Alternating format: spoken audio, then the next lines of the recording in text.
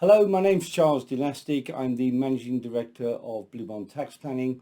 I've been an inheritance tax planner for more than 18 years and have saved people hundreds of thousands of pounds over the years. So today's video is quite unusual in that it's what are the benefits of placing the shares of your trading company into a trust in the event of your death.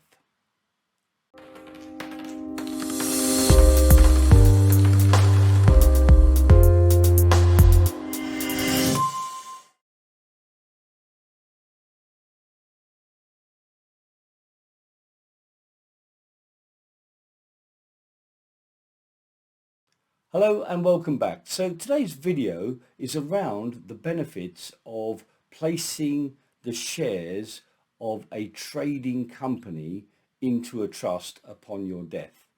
So why would you do that? Because nearly everybody who owns a trading company understands that effectively it's not in their estate for inheritance tax on their death. Right? But the trust is a discretionary trust, and it's set up and designed specifically to take the shares of a business on the death of a shareholder. Now, the main reason is the significant inheritance tax savings for owners of limited companies. So it's personal inheritance tax saving using the value of your limited company. So how does it work? So the trust is set up during lifetime. You place £10 in it as a settlement. It's registered with the revenue. So the rules that apply are the rules that today. And then what happens is that on death of one of the shareholders, the shares from there are passed to the trust using their will. So the will needs to be adjusted, right? And then effectively the shares pass to this discretionary trust. So on death, when the shares pass to the trust, there is no inheritance tax to pay because business relief will apply. Okay, now the surviving partner or spouse then buys out the value of the shares from the trust. Now, because they are a trustee, they will allow the trust to accept an IOU if need be, and therefore actually no money goes into the trust.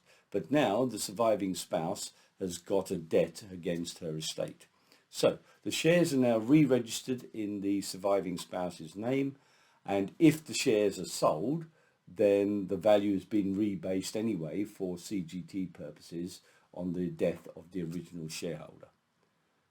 Okay, so if the shares are held longer in the surviving spouse's name, obviously they will grow in value and be subject to capital gains tax in the normal way. But if those shares are held until death, then business relief will apply again because you're just owning a trading company. However, the value, and this is something you've got to watch, the value of a company in a person's estate is still there for the calculation of the residential nil rate band. So if the value of the shares drives you over 2.7 million on the second death, then you would lose both residential nil rate bands. So it counts for probate purposes, but it doesn't count for inheritance tax.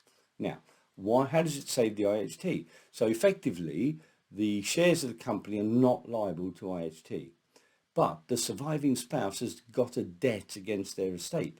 So even if they've sold the shares and then spent the money, the debt still exists against their estate because that debt is owned by the previous person to die who owned the shares trust. So on the death of the surviving spouse, the money passes to that trust, but it's a debt and therefore there is no inheritance tax to pay and it reduces the value of the estate. So for people with effectively large value companies, that's a lot of savings and significant IHT savings. So let's take an example.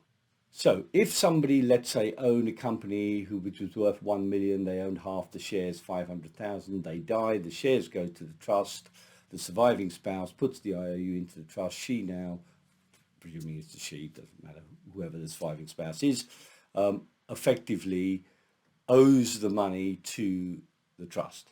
That reduces their estate by £500,000. So 500,000 times 40%, £200,000 saving. So just not to be sneezed at. Significant saving depending upon the value of the company, whether it's sold by the surviving spouse or it isn't, makes no difference. The debt would still exist. So for most owners of trading companies, this is excellent planning, which should definitely be considered. However, it's not, something that most people would understand and know how to deal with. You have to do everything in the right order, set up the trust, etc. So call us if this is something that's useful for you, and we'll go through it with you. But thanks for listening today, and goodbye for now. Bye.